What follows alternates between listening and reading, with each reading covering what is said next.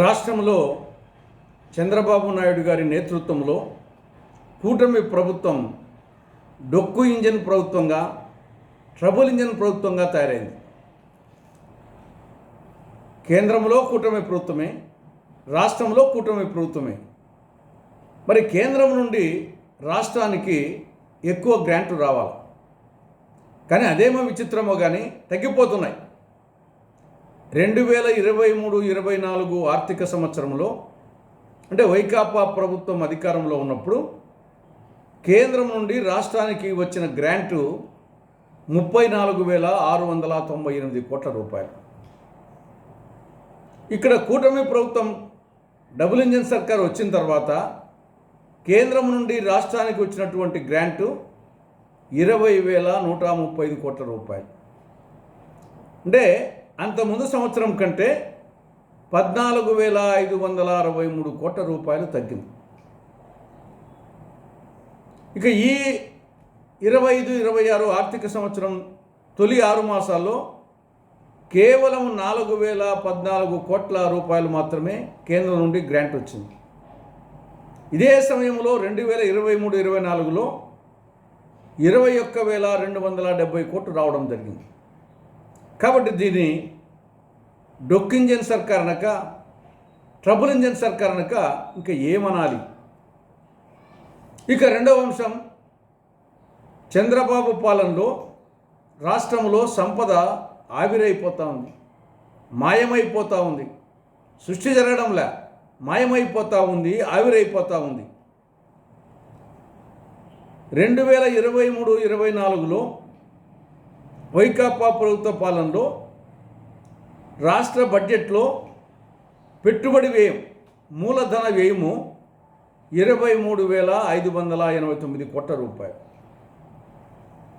కూటమి ప్రభుత్వంలో 2024-25లో బడ్జెట్లో మూలధన వ్యయము కేవలము 19,176 కోట్లు.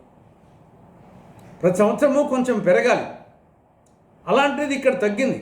4,417 కోట్ల రూపాయలు తగ్గింది. ఇక 25-26 ఆర్థిక సంవత్సరం తొలి 6 మాసాల్లో, అంతకుముందు 23-24 తొలి 6 మాసాలతో పోలిస్తే దాదాపు 5,000 కోట్ల రూపాయలు తగ్గింది. కాబట్టి దీన్ని సంపద సృష్టి అనాలనా, సంపద ఆవిరణాలనా చంద్రబాబు నాయుడు గారే సమాధానం చెప్పాలి. ఇక అప్పుల్లో ఆల్ టైమ్ రికార్డ్.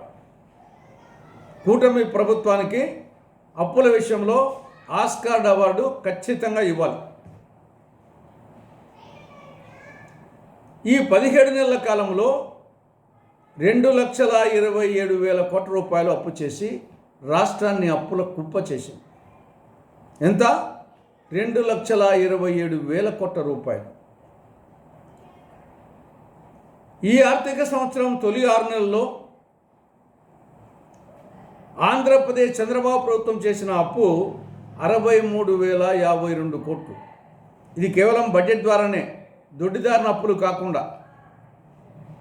ఇదే సమయంలో మనకంటే దాదాపు 4 రెట్లు జనాభాలో పెద్దదైనటువంటి ఉత్తరప్రదేశ్ ప్రభుత్వం చేసిన అప్పు ఈ 6 నెలల్లో 9,322 కోట్లు. ఆంధ్రప్రదేశ్ ప్రభుత్వం ఏమో 63,052 కోట్లు. ఇంకా అప్పుల్లో ఆస్కార్ అవార్డు ఇక ఏం చేయాలి? ఇంకా తర్వాత కృష్ణానది యాజమాన్య బోర్డు కార్యాలయం విభజన చట్టంలో సెక్షన్ 85 సబ్సెక్షన్ 2 ప్రకారంగా రాష్ట్ర విభజన జరిగిన 60 రోజుల లోపల కృష్ణానది యాజమాన్య బోర్డు కార్యాలయాన్ని ఆంధ్రప్రదేశ్లో ఏర్పాటు చేయాలి. 11 సంవత్సరాలైంది. కేంద్రంలోని మోడీ ప్రభుత్వం పట్టించుకోవాలా, గతంలో చంద్రబాబు ప్రభుత్వం పట్టించుకోవాలా, తర్వాత జగన్ ప్రభుత్వం పట్టించుకోవాలా, ఇప్పుడు కూటమి ప్రభుత్వం పట్టించుకోవాలా? సిగ్గు ఉండాలి. అదేవిధంగా Polavaram project authority office, Polavaram ఉండేదేమో రాజమండ్రి దగ్గర ఆంధ్రప్రదేశ్లో, పోలవరం ప్రాజెక్ట్ అథారిటీ ఆఫీస్ ఉండేదేమో తెలంగాణలో హైదరాబాద్లో. 11 సంవత్సరాలైంది. పోలవరం ప్రాజెక్ట్ అథారిటీ కార్యాలయము హైదరాబాద్లో ఉంది, దాన్ని ఇక్కడ తెప్పించుకోలేకపోతున్నారు. కాబట్టి ఇప్పటికైనా చంద్రబాబు ప్రభుత్వం కేంద్రం నుండి ఎక్కువ గ్రాంట్స్ తెప్పించాలి రాష్ట్రానికి. రెండవది, బడ్జెట్లో మూలధన వ్యయం ఎక్కువగా పెట్టాలి. మూడవది, మితిమీరిన అప్పులు చేయొద్దు, రాష్ట్రాన్ని అప్పుల కుప్ప చేయొద్దు. 4, కృష్ణానది యాజమాన్య బోర్డు కార్యాలయాన్ని పులిచింతల పోలవరం ప్రాజెక్ట్ అథారిటీ కార్యాలయాన్ని వెంటనే ఆంధ్రప్రదేశ్కు తెప్పించాలి.